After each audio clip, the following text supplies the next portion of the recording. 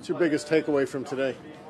I think I just did a good job of staying patient, and then just a great finish. I would say, I think I was even for the round going into 12, and would have been 5 under my last 7, and so just really good finish. As often as you, do you still get excited to have your name high on the board going into the weekend as often as you seem to have done it the last 2 or 3 years? Yeah, I did. Did you fall into the trap of making this it's almost routine? No, I hope it becomes routine. It'd be nice. We're tired of it. Yeah. No, of course I get excited to see my name at the top of the leaderboard. There's a lot of names up at the top of the leaderboard right now. It's pretty stacked going into the weekend, but like I said, I'm proud of how I finished today. Kind of give myself a good chance. Today on the greens, does it feel any differently than yesterday, or they just went in today? I think they just went in today, and I would argue there's a few that I thought were going to go in that didn't. I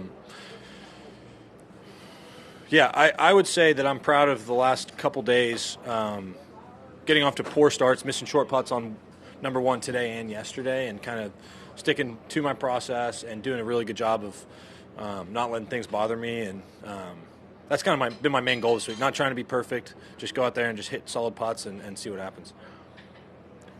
Rory had said on the broadcast at Genesis about switching to a mallet. Did you hear that at all? Did that inspire your decision at all or influence it? My coach Randy joked with that at home because he'd already thought about it, and I think Rory just had said it in a way in which he used the blade for a long time, and then he switched to a mallet, and that's something that works for him. And I think, as a lot of good players out here know, something that works for Rory may not work for me, and something that works for me may not work for Rory. But I did hear that he said that, and it was, it's just kind of funny timing. Scottie, what was the greatest satisfaction today? Shot, moment, whatever, and what was the biggest frustration? Biggest frustration, I'd say, would be number 12. I pushed my drive a little bit. I hit what I felt like was a good second shot, and it lands in the first cut. And if it lands on the green, I'm going to get a big bounce and be putting from 25 feet up the hill. Instead, it lands and spins back, and then I felt like what I hit was a good chip. And with how dead the greens are, everything's been firm, and that one somehow decided it was going to check up. And then I had maybe a 10, 12-footer that I hit right on my line, perfect putt. Look up, it's exactly going around the divot. I think it's going to go around, and it hits something and knocks it like 4 inches to the right.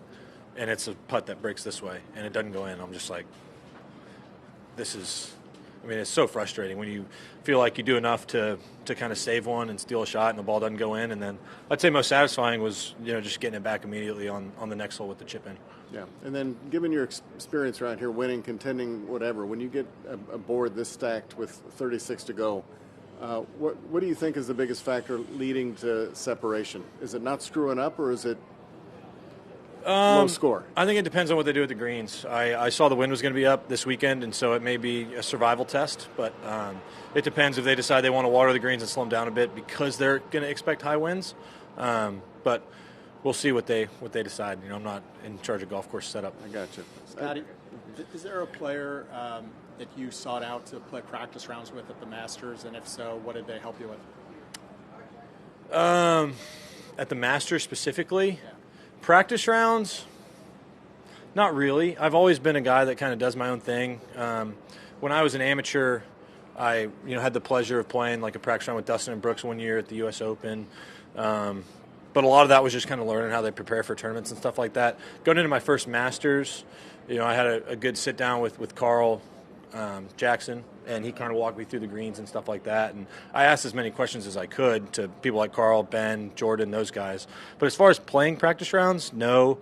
I kind of stuck and did my own thing, but being able to play the golf course with people, I think I played a couple rounds with Phil one year, and then I played 1 year with Tiger. And I learned a lot by playing with both those guys around that golf course. Carl teach you? Secrets. Thanks, Scottie. All right, thanks, y'all.